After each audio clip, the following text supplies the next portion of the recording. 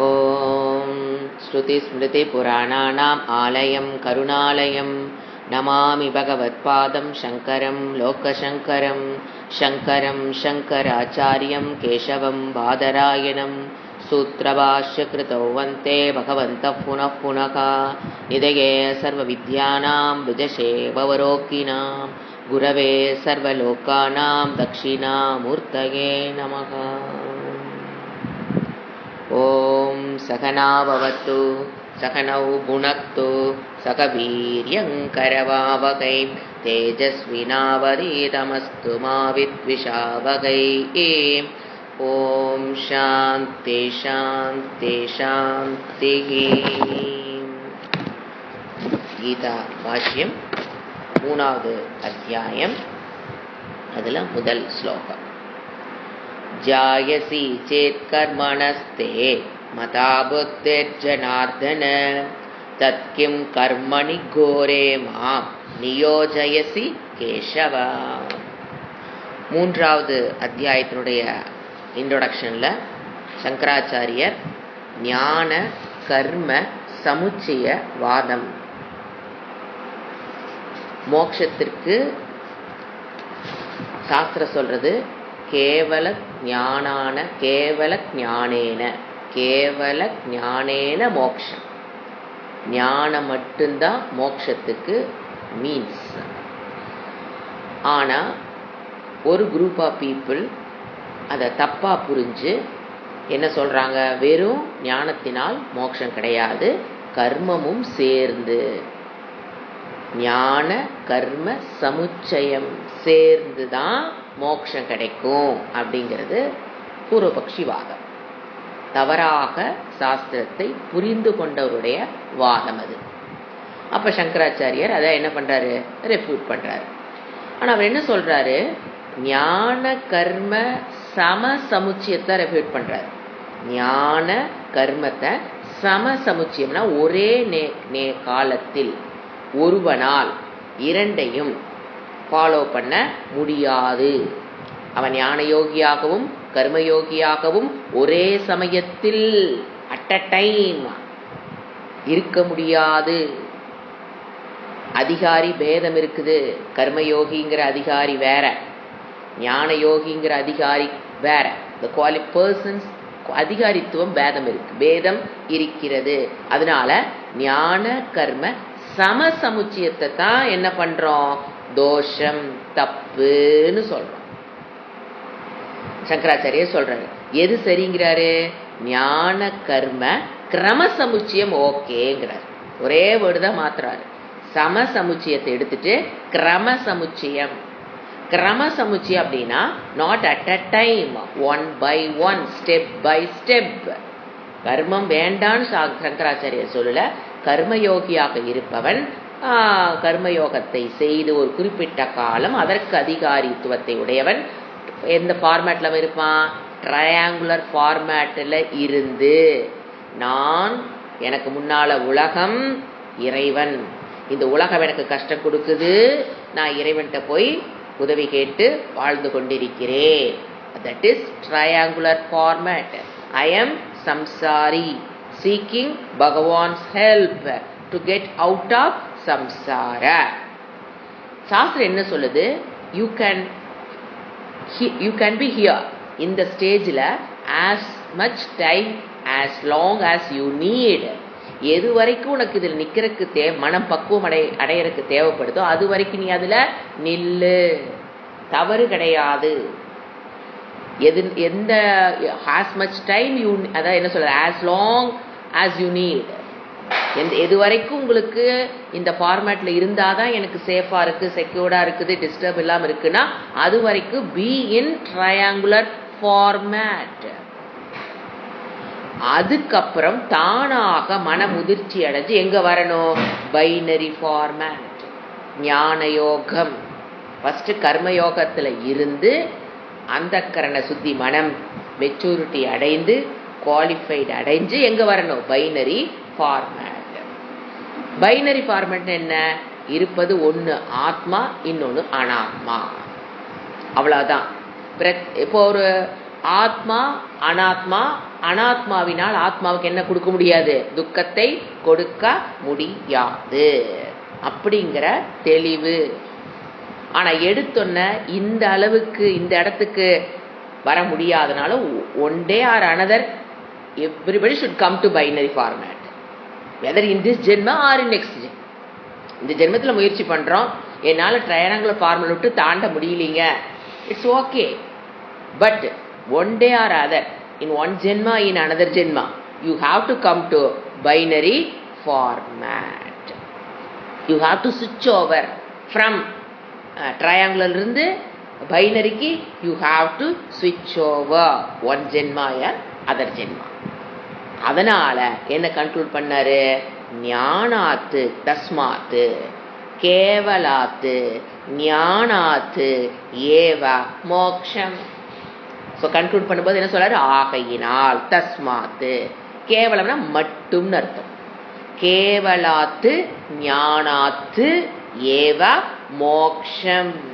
This is the teaching of Upanishad Bhagavad Gita. இதைத்தான் என்ன பண்ணணும்? நாம நிலைநாட்டிட்டு வந்திருக்கோம். இப்போ இதோட இந்த சமுச்சயவாதத்தை முடிச்சுக்குவாரா அப்படின்னா கிடையாது. மறுபடி எங்கெல்லாம் வாய்ப்பு கிடைக்குதோ அங்கெல்லாம் திருப்பி சங்கராச்சாரியர் இந்த வாதத்தை மறுபடி எடுத்து வச்சு மறுபடியும் அதை விளக்கி கொண்டே இருப்பார். இப்ப நாம ஆரம்பிக்க வேண்டிய இடம் பேஜ் நம்பர் 229 கடைசி கன்க்ளூஷன் பார்ட். ஆகையால், செகண்ட் லாஸ்ட் பட் 2 பாஷ்யம். ஆகையால் பேஜ் நம்பர் 229 லாஸ்ட் பட் 2. ஆகையால் தஸ்மாத்து இதெல்லாம் விளக்கிட்டு, ஆகையால் கேவல ஞானத்தினாலேயே மோக்ஷம். கர்மம் தேவையில்லைன்னு சொல்லல, சமசமுச்சியம் தான் தோஷம். ஞான கர்ம சமசமுச்சியம் தான் தோஷமே தவிர ஞான கர்ம கிரம சமுச்சயம் ஓகே. இறைவன் சொல்றது ஸ்டெப் பை ஸ்டெப்பா வரணும். நான் பைனரி ஃபார்மேட்லயும் இருந்துக்கிறேங்க, ட்ரையாங்குலர் ஃபார்மேட்லயும் இருந்துக்கிறேன்னா கதைக்கு அது அர்த்தமற்ற வாதம். ஸோ ஆகையால் கேவல ஞானத்தினாலேயே மோக்ஷம் என்ற அபிப்பிராயமானது கீதையிலும் சரி எல்லா உபனிஷத்துகளிலும் சரி நிர்ணயம் செய்யப்பட்டுள்ளது அப்படின்னு போன தடவை நம்ம கன்க்ளூட் பண்ணிட்டோம். அதுக்கு அடுத்த பாஷ்யம், ஞான கர்ம சமுச்சயம். சப்போஸ் இது சப்போஸ் ஞான கர்மயம் சமுச்சயம் தான் ஞானத்தை கொடுக்கும். ஞான கர்ம சமசமுச்சயம் at a time in triangular 2 binary ஃபார்மேட்டுன்னு இருந்ததுன்னா ஞான கர்மங்களில் என்ன கேட்க மாட்டான், ஏதாவது ஒன்ன நிச்சயம் பண்ணி கூறுங்கிற ஒரு விஷயத்த அர்ஜுனன் கிருஷ்ணரிடம் கேட்க வேண்டிய அவசியமே இல்லையே. 2 சேர்ந்தா தான் உனக்கு மோட்சம்னு சொன்னதுக்கு அப்புறம் 2ல ஒன்ன சொல்லுங்கன்னு எனக்கு நிச்சயம் பண்ணி சொல்லுங்கிற கேள்வி அர்ஜுனிடமிருந்து வந்திருக்காது. இஃப் சப்போஸ் ஞான கர்ம சமசமுச்சயம் கிருஷ்ணனுடைய டீச்சிங்கா இருந்ததுன்னா அவன் என்ன கேள்வி கேட்டுக்க மாட்டான், 2ல ஒன்ன எனக்கு எது கரெக்டுங்கிறத நிச்சயமா நீ சொல்லுங்க பகவானே அப்படின்னு அர்ஜுனன் கேட்டிருக்க வாய்ப்பே இல்லை. ஆனா அர்ஜுனன் என்ன கேட்கறான், 2ல எனக்கு நான் உன்னை குருவா ஏத்துக்கிறேன் கிருஷ்ணா, நீ என்ன சொல்றியா அதையெல்லாம் நான் கேட்கிறேன், எனக்கு இப்போ 2ல எது பெஸ்ட், நான் எதை ஃபாலோ பண்ணும் நீ சொல்லு, நான் ஃபாலோ பண்றேன் அப்படி நம்ம வாதத்தை வைத்திருக்க வேண்டிய அவசியம் இல்லை. அடுத்த பேஜ், குரு கர்மைவ தஸ்மாத்வம். முக்கியமான ஒரு வேர்டு. அதாவது குரு கர்மைவ ஆகையால் நீ கர்மத்தையே செய். அப்படி கேட்டதுக்கு அப்புறம் இறைவன் என்ன சொன்னாரு, நீ கர்மத்தை செய்யி. நீ எது யூ ஆர் நாட் குவாலிஃபைடு. எதுக்கு ஞான பைனரி ஃபார்மேட் வர்றக்கு நீன்னா குவாலிஃபை ஆகலைன்னா நீ என்ன பண்ண, ட்ரையாங்குலர் ஃபார்மேட்லயே இரு. இறைவனே பெர்மிஷன் கொடுக்குறாரு, உன்னால எவ்வளவு காலம் உன்னால அதுல இருக்கணும்னு தோணுதோ அதுல இரு. பக்குவம் அடைஞ்சு கர்மயோகத்தை முடிச்சாத்து நீ எங்க வர முடியும், பைனரி ஃபார்மேட்டுக்கு வர முடியும். இது நமக்கு சொல்ற, இது அர்ஜுனனுக்கு மட்டும் சொல்லல, நமக்கு எல்லாத்துக்கும் என்ன சொல்றாரு, உங்களால எது வரைக்கும் ட்ரையாங்குலர் ஃபார்மேட்ல இருந்தா தான் எனக்கு செக்யூர்டா இருக்குன்னா நீ அதுல இருந்துக்கோ, பெர்மிஷன் கொடுத்துட்றாரு. அதுக்காக நான் வேதாந்த வகுப்பே தேவையில்லைங்களா, நான் கர்மயோகம் பண்ணி முடிச்சுட்டு வேதாந்த வகுப்புக்கு வர்றேங்கிறது கிடையாது. வேதாந்த வகுப்புகள் கேட்க கேட்கத்தான் உங்களுக்கு அந்த ஒரு கர்மயோகத்தில் அதாவது எங்கிருந்து எங்கே வர்றக்கு ட்ரையாங்குலர் ஃபார்மேட்ல இருந்து பைனரி ஃபார்மேட்டுக்கு வர்றக்கு சைட் பை சைட் கர்மயோகம் பண்ண பண்ண வேதாந்த வகுப்புகளும் போயிட்டு இருக்கணும். இல்லைங்க நான் வேதாந்த வகுப்புகளை இப்போதைக்கு வரலிங்க, ஏன்னா நீங்கள் தான் நாட் குவாலிஃபைட்டிங்களே, நான் பாட்டுக்கு நான் கர்மயோகத்தை பண்ணிட்டு இருக்கிறேன். அப்புறம் இறைவனா கூப்பிட்டு நீ you have finished triangular format binary ஃபார்மேட்டுக்கு வாங்கன்னு இறைவன் கூப்பிடுவாரா, இல்லை அங்கே குரு வெயிட் பண்ணிட்டு கதை தட்டிட்டு வந்திருப்பாரா? அப்படி புரிஞ்சு கொள்ளக்கூடாது.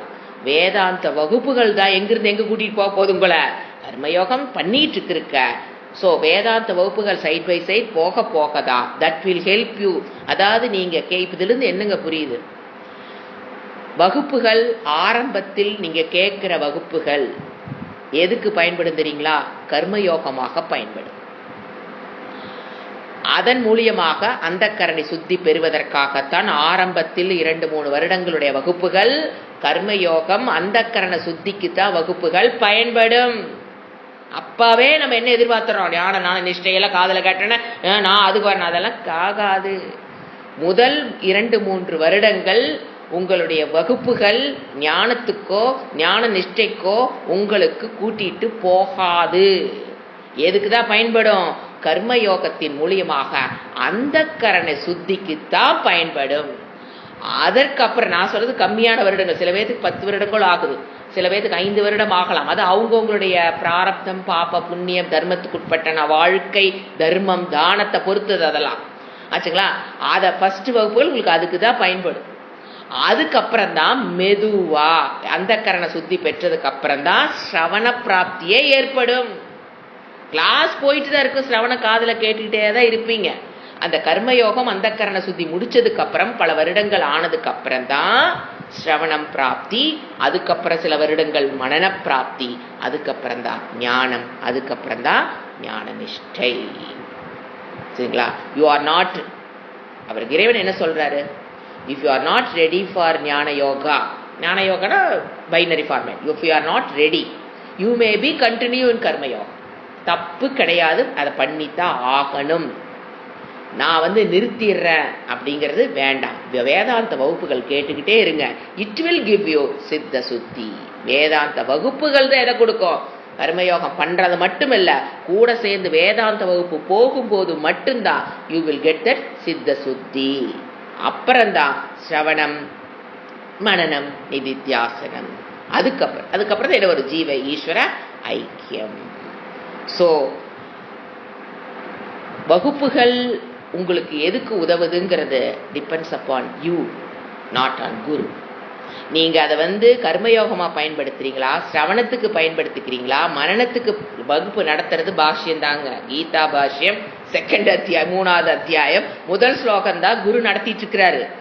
சில பேத்துக்கு அது கர்மயோகமாக பயன்படும், சித்த சுத்திக்காக அந்த வகுப்புகள் அவங்களுக்கு பயன்பட்டு கொண்டிருக்கும். சில பேத்துக்கு சிரவணத்துக்கு பயன்பட்டு கொண்டிருக்கும். புரியுதுங்களா? சில பேத்துக்கு மரணத்துக்கு பயன்பட்டு கொண்டிருக்கும். ஒரே குரு, அவர் வாயிலிருந்து ஒரே டீச்சிங், அதே வகுப்பு தான். ஆனா depends upon the maturity quality of the student. அது மனசுல அப்படி பதிவாகிட்டு வரும். புரிஞ்சுங்களா? இதை நல்லா முதல்ல தெளிவா ஒவ்வொரு வேதாந்த ஸ்டூடெண்ட்ஸும் இதை புரிஞ்சுக்கணும். எனக்கு இப்போ எதுக்கு பயன்படுதுங்கிற ஆராய்ச்சி தேவையில்லை, அது எது போகுதோ அது பிரகாரம் போகும். Open your mind. அதுக்கு தான் சொல்வேன், சாஸ்திரம் தன் வேலையை செய்யும். எங்கிருந்து எங்க கூட்டிட்டு போகணுங்கிறது அதுக்கு தெரியும், உங்களுக்கு தெரியாது. ஆனா சாஸ்திரம் என்ன பண்ணு, ஃபர்ஸ்ட் கர்மயோக புத்தி அந்த கரண சுத்தியை வகுப்புகள் கொடுத்து எங்க கூட்டிட்டு போகும்? ஸ்ரவணம் மனனம் நிதித்தியாசனத்துக்கு போவோம். அது தெளிவாயிட்டு அடுத்து என்ன சொல்றாரு? ஆகையால் இப்ப என்ன சொல்லுது? எல்லாத்தையும் நம்மளை பார்த்து சாஸ்திரம் என்ன சொல்லுது? கர்மத்தை உருப்படியா செய். ஐயோ எனக்கு என்ன ஞானத்துல நிக்கலீங்க, ஞான நிஷ்டை இங்க அந்த கரணை சுத்திக்கு முன்னாலே நம்ம கற்பனை. ஏன்னா அப்பப்ப சாஸ்திரம் என்ன பண்ணுது, ஞானிய பத்தியும் அவங்களுடைய நிஷ்டையை பத்தியும் சொல்ல சொல்ல நமக்குள்ள ஒரு ஆசை, நாம அங்க போயிட மாட்டோமா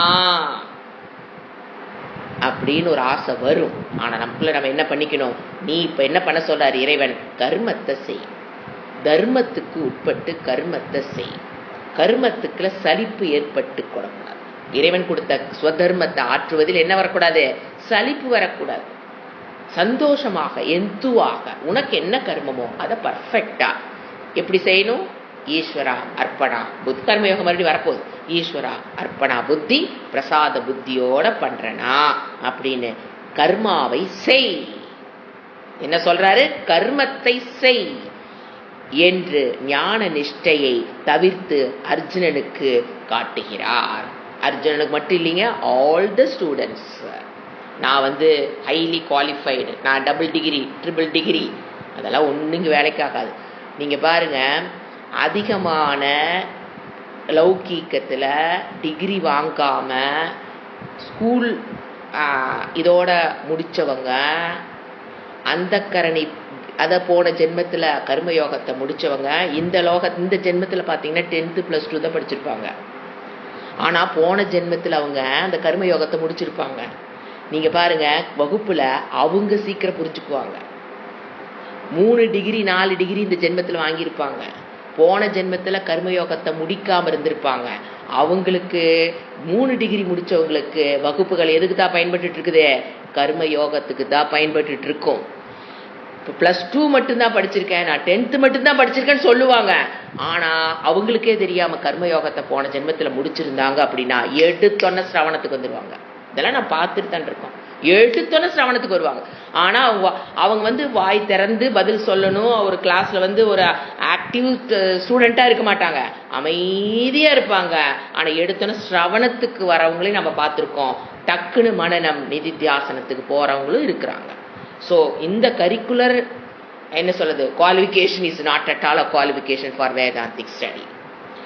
இது கர்மயோகம் தான் குவாலிஃபிகேஷன். ஸோ நமக்கு இறைவன் என்ன சொல்றாரு? அர்ஜுனன் என்ன சொன்னாரு? நீ கர்மத்தை செய், ஃபர்ஸ்ட் நீ குவாலிஃபிகேஷனை பெரு, அதுல அந்த வகுப்புகளை எதுக்கு பயன்படுத்திக்கோ? கர்மயோகமா பயன்படுத்திக்கோ. கர்மயோகமா பண்ணுனா அந்த கரண சுத்திக்காக வகுப்புகள் முதலில் பயன்பட்டாகணும். அப்புறம் தான் எங்க வர முடியும்? நீங்க பாஷ்யம் படிக்கலாம், உபனிஷத்துக்கள் சாந்தோக்கியம் படிக்கலாம், தவறில்லை, வேண்டான்ல இறைவன் சொல்ல. நீ என்ன கர்மயோகம் முடிக்கல, உனக்கு எதுக்கு சாந்தோக்கியம் இறைவன் சொல்லல. கேட்டுக்கிட்டே இருக்க நம்மள அந்த ப்ராசஸ்ல நம்ம அதில் போயிட்டு இருப்போம். இந்த டிராவல் என்னங்கிறது கிளியர் ஆகிக்கணும். வச்சுக்கலாம். இப்போ ஃபர்ஸ்ட் ஸ்லோகம். ஸோ என்ன சொல்லிட்டாரு Arjuna? You are not yet qualified for binary format, you please be in triangular format அப்படின்னு இறைவன் ஆரம்பிக்கிறார். அதனாலதான் அவரு இப்ப ஃபர்ஸ்ட் ஸ்லோகம் பார்க்கலாம். அர்ஜுன உவாச்ச, அதாவது அர்ஜுனனுக்கு ஞான நிஷ்டை அசம்பவம் சொல்லுவோம். அர்ஜுனஸ்ய ஞான நிஷ்டா அசம்பவம், அவனுக்கு ஞான நிஷ்டைக்கு அவன் குவாலிஃபை கிடையாது. ஸோ என்ன பண்ணு? இது எப்படிங்க? அடுத்த கேள்வி வரும். ஜென்ரலா படிக்கும்போது எல்லாத்துக்கும் வர டவுட் என்ன தெரியுங்களா? ஏங்க நான் கர்மயோகத்தை முடிச்சுட்டுனான்னு எப்படி கண்டுபிடிக்கிறது? அது ஒரு ஏர்ஜ் இருக்கும். நான் பைனரி ஃபார்மேட்டுக்கு வந்துட்டுனா இன்னும் ட்ரையாங்குலர் தான் இருக்கிறேன், நான் எப்படிங்க கண்டுபிடிக்கிறது? ஏன்னா ஒரு 5-6 வருஷம் போராடினீங்கன்னா அந்த ஏக்கம் வரும். ஏன்னா கர்மயோகம்ட்டே இருக்கிறோம். நம்ம எப்போதான் முடிச்சிட்டோமா இல்லையான்னு தெரியலையே. போகிற ஊர் நீங்கள் ஒரு ஊருக்கு போகிறீங்கன்னு வச்சுங்களேன், அந்த ஊர் வந்துருச்சான்னு தெரியணுமாங்கிற, வந்துருச்சா வரலையாங்கிற ஒரு ஏர்ஜ் இருக்கும் இல்லையா? அது எல்லாத்துக்கும் இருக்கும். அதுக்கு சாஸ்திரம் கொள்ற ஒன்று அடிக்கடி சொல்வேன், இந்த ஒரு மெஷரிங் ஸ்கேல். எதே நீ கர்மயோகம் முடிச்சிட்டியா இன்னும் முடிக்கலையா அப்படிங்கிறதுக்கு உங்களுக்கு நீங்களே டெஸ்ட் எப்படி வச்சுக்கலாம் தெரியுங்களா? பிரச்சனை வரணும் வாழ்க்கையில், அப்போதான் டெஸ்ட் ஒர்க் பண்ண முடியும். பிரச்சனையே வரக்கூடாதுன்னா நீங்கள் டெஸ்ட்டுக்கே யூ ஆர் நாட் குவாலிஃபைட். இப்போ ஒரு ப்ராப்ளம் வருது வீட்டுக்குள்ள, உடம்புல, உறவுகளில், ஃபேமிலி மெம்பர்ஸில் ஏதோ ஒரு பிரச்சனை வருதுன்னா நாம் எதுக்கு ரெடி ஆகிக்கணும்? மெஷரிங் ஸ்கேல் எடுத்து வச்சுக்கணும். நான் கர்மயோகத்தில் இருக்கிறேன்னா, இல்லை அதாவது ட்ரையாங்குலர் ஃபார்மேட்டில் முடிச்சிட்டேனா, இல்லை பைனரி ஃபார்மேட்டுக்கு வந்துட்டேனான்னு. ஏன்னா யூஸ்வலாக பைனரி ஃபார்மேட்டுக்கு வந்துட்டேனான்னு தான் நமக்கு ஆசை அதிகமாக இருக்கும். அப்போது ஒரு டெஸ்ட் வச்சுக்கோங்க. பிரச்சனை வந்தோடனே I am running towards God. பிரச்சனைன்னு இறைவா அப்படின்னு கூப்பிட்டுக்கிட்டு ஓடுறீங்க, தப்பெல்லாம் சொல்லலீங்க, அப்படிதான் போகணும். அச்சா, இறைவா என்னை காப்பாத்து நீங்க ஓடுறீங்கன்னா you are in triangular format. இது ஃபர்ஸ்ட் ஸ்டேஜ். இல்ல ஒரு பிரச்சனை வரும்போது ஐ இன்வோக் ஆத்மஸ்வரூபம், ஆத்மஸ்வரூபத்தை நான் இன்வோக் பண்ணிக்கிறேன் மனதுக்குள்ள அப்படின்னா you are in triangular form. இது வந்துங்க பிரச்சனை வந்தோன்னே நான் ஆத்மஸ்வரூபத்துக்குள்ள அதாவது வில்ஃபுல்லா போறதல்ல, தானா நடைபெறணும். ஏன்னா நீ காதுல கேட்டீங்களா, பிரச்சனை வரும்போது நாம ஆத்மாவை இன்வோக் பண்ணி அங்க உட்காந்துக்கலாம், அப்படி பண்றது அல்ல. சுபாவமாக உங்களை நீங்க வாட்ச் பண்ணுங்க. ஒரு பிரச்சனை வரும்போது நான் ரன்னிங் பிகைன் பகவானா அல்லது ஆத்மஸ்வரூபத்தை இன்வோக் ஆகி நான் ஆத்மா, இந்த பிரச்சனை அனாத்மா, அந்த மாதிரி எனக்கு திங்கிங் தானா வருதான்னு பாருங்க. வந்தது அப்படின்னா you are in binary format. ஆனா இது குருவும் சரி எப்படி இருக்குன்னு தெரியுங்களா, the pain will be experienced. ஒரு பிரச்சனை அப்படின்னா பெயின்ங்கிறது கண்டிப்பா எக்ஸ்பீரியன்ஸ் ஆகும். பைனரி ஃபார்மேட்டுக்கு வந்தீங்கனாலுமே pain will be experienced. Pain இல்லாம எல்லாம் இருக்காதுங்க. Pain will be experienced. Either மனதிலேயோ உடலையோ என்ன இருக்கும், பெயின் இருக்கும். பெயின் இல்லாம பைனரி ஃபார்மேட்டுக்கு வந்துட்டா பெயின் இல்லைங்கிறது கிடையாது. Pain will be experienced. But I ஆம் நான் transcend the pain. I transcend the pain. இந்த வலியை கடந்தவள் நான் அப்படிங்கிற ஒரு format. that is binary format. Tremendous Shraddha is needed for this format. Tremendous Shraddha. இதுக்கு நீங்க வர்றீங்க அப்படின்னா ட்ரெமெண்டஸ் ஸ்ரத்தா. ஏன்னா பக்தியே இங்க பக்தி யோகத்தில் இருக்கிறவங்களுக்கு இது ஏத்துக்கொள்ளவே முடியாது. எப்படிங்க இறைவன் விட்டுட்டு நீங்க ஆத்மாவை இன்வோக் பண்ணி இருக்க சொல்றீங்க அப்படிங்கிறது பக்தியில வந்தவங்களுக்கு வர முடியலனா பெட்டர். இறைவன் என்ன சொல்லிட்டாரு, பெர்மிஷன் கொடுத்துட்டாரு, ஏய் நீ ட்ரையாங்குலர் ஃபார்மேட்லயே இரு, முடியல அப்படின்னா நீ ட்ரையாங்குல இரு, எவ்வளவு நாளைக்கு தேவைமோ நீ அங்கேயே இரு. ஏன்னா இங்க பைனரி ஃபார்மேட்டுக்கு வர்றக்கு ட்ரெமெண்டஸ் ஸ்ரத்தா towards சாஸ்திரம், ஞான காண்டம். ட்ரெமெண்டஸ் ஸ்ரத்தா டுவர்ட்ஸ் பகவான் இருக்க வரைக்கும் எங்க இருந்தரலாம், ட்ரையாங்குலர் ஃபார்மேட்ல இருந்தரலாம். டுவர்ட்ஸ் பகவான் எனக்கு பக்தி அதிகங்கிறவங்க இங்க இருந்துக்கலாம். ஆனா அங்க ஸ்ரத்தா டுவர்ட்ஸ் பகவான் அதிகமா இருக்கிறவங்க ட்ரையாங்குலர் ஃபார்மேட்ல ஈஸியா இருந்தரலாம். ஏன்னா பிரச்சனை என்ன, கடவுள் நோக்கி ஓடுறமே. ட்ரெமெண்டஸ் ஸ்ரத்தா டுவர்ட்ஸ் பகவான் இன் ட்ரையாங்குலர் ஃபார்மேட். ஆனா binary ஃபார்மேட்ல tremendous Shraddha towards Shastram, ஞான காண்டம்.